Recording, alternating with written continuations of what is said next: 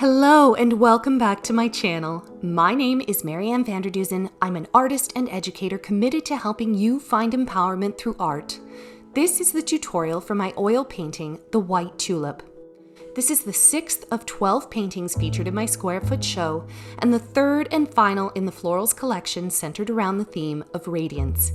In this tutorial, I have adjusted the format ever so slightly to include a section on color mixing. This is my first year creating content for YouTube, so I would love if you would take the time to like, subscribe, and comment to help me to continue to build this channel. Let's get started. Just like with the other floral pieces in this collection, I start by using a layer of burnt umber in the background to help me begin to see the darkest values of the painting. I use acrylic paint for this because it dries quickly and provides a dark, warm background as a launch point. Once it was dry, I used my usual combination of burnt umber and ultramarine blue to mix a black, tilting the mix slightly in favor of the burnt umber to keep the undertone feeling warm.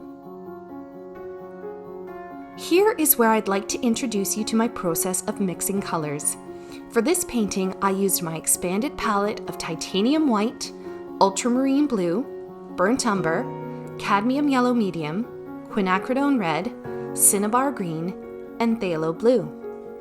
Often I start my process by mixing the value of the color I need, which I create by using a custom gray tone made up by titanium white, burnt umber, and ultramarine blue.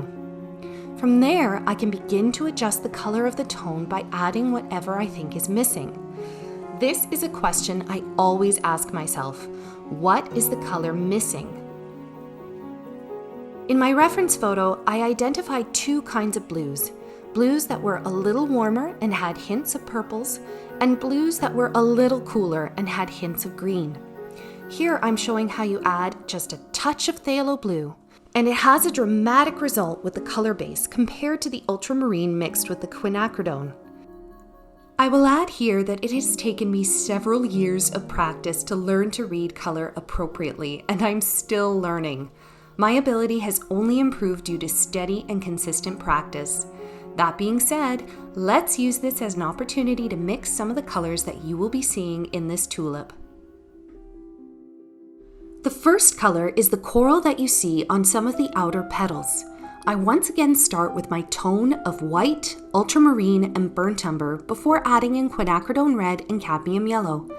As with all the colors I'm about to mix, I tweak and tweak until it looks close enough. Next is the brownish purple color on the right side petal with the dark values.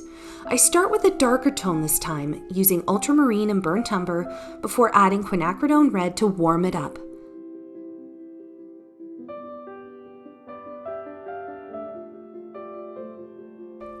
Next is the vibrant yellow-green on the same petal that borderlines on a lime color. To keep it pure and vibrant, I use only a little bit of white and keep it primarily as a blend of cadmium yellow and cinnabar green. Next is the green color you see fanning outward from the center of the flower. This is a fairly balanced green, so I use both ultramarine and a hint of phthalo to keep it from being either too muddy or too vibrant. In the second row, I'm creating a softer palette of subtle tones based on the vibrant colors in the row above. I can build off of colors that I've already mixed by drawing from them and creating little subcircles where I can continue mixing. With the first color on the bottom row, I've simply combined the first two colors in the top row. Now I have a lovely in-between color for blending. I repeat this process between the second two colors of the top row. I continue mixing between all of the top row colors to create a subtle range of whites in the bottom row. The secret to painting white flowers is that they aren't white. They are a full rainbow of tints with various undertones.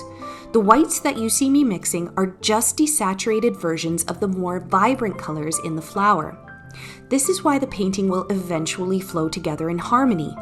All of the colors are built off of each other.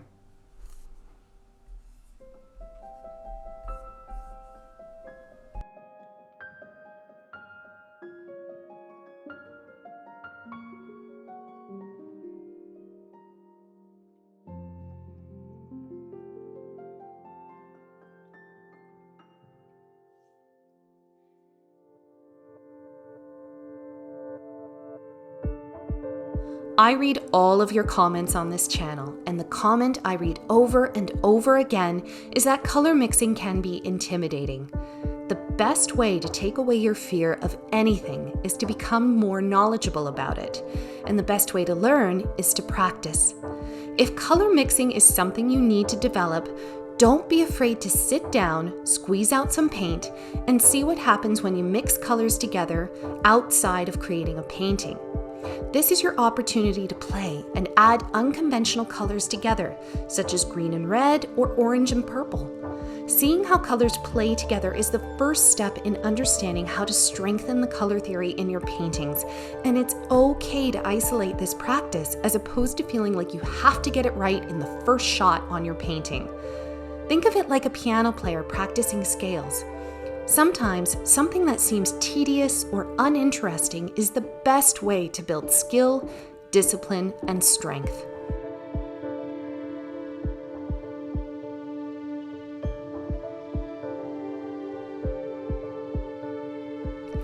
Another compositional technique that I use in creating paintings that look like photographs is depth of field. In photographs, cameras use aperture to create depth of field or focus. In this reference photo, you can see that some of the petals in the background are slightly out of focus, but the ones closest to the viewer are sharp. I decided that while I did want to honor the photographic look of the photo, I also wanted it to not look too blurry in the background. So I split the difference and opted to blend the background petals just slightly more softly than those in the foreground.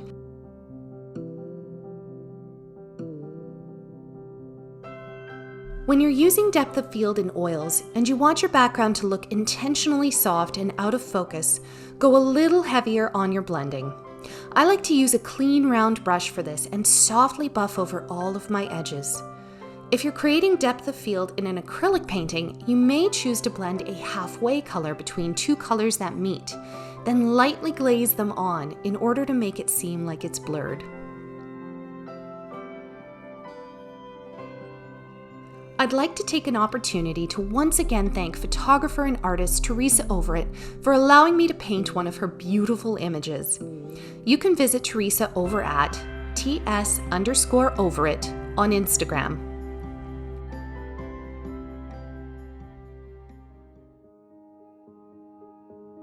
If you've watched my other tutorials, you'll know that I don't use blacks or shades to create shadows in flower petals, but instead use naturally occurring values within darker hues such as blue or purple. So when I was closely examining my reference photo for colors, I would specifically look for undertones of purple, green, yellow, or coral. Just by paying close attention to the subtle differences contained within the petals themselves, they seem almost fluttery in the final painting because of the various colors woven in.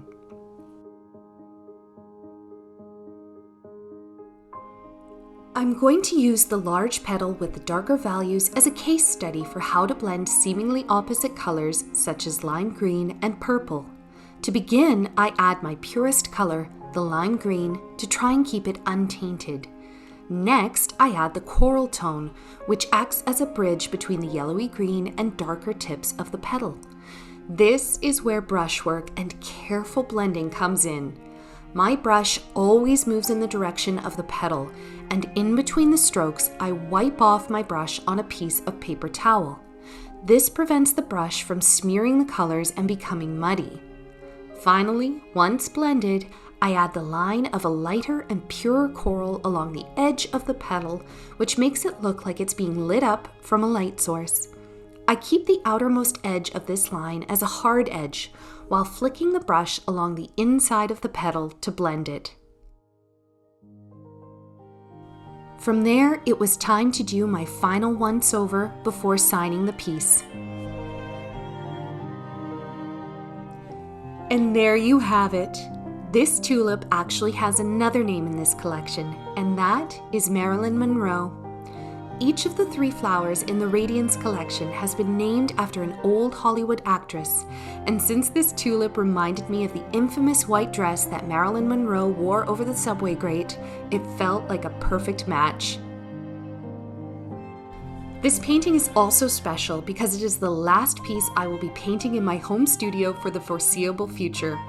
If you follow me on Instagram, you'll know that I have been working on my new studio space in beautiful downtown North Bay, an exposed brick, open concept loft that is straight out of my dreams. You can follow the studio itself on Instagram by visiting @PineandLuxStudio, which I've also linked below. Due to this very exciting update, I am also hitting pause on the second half of the Square Foot show until 2022 so that I can create an in-depth course on flower painting. I'm happy to announce that I'll be developing this over the next several months. If you want to stay in the loop, you can sign up for my email newsletter, which will give you early access to the course upon its completion, in addition to giving you my free 36-page ebook on acrylic painting. I will also be doing a full studio tour once the final touches are complete, so hit that subscribe button if you want to watch the full transformation from a bland former nurse's clinic into an elegant photography and art studio.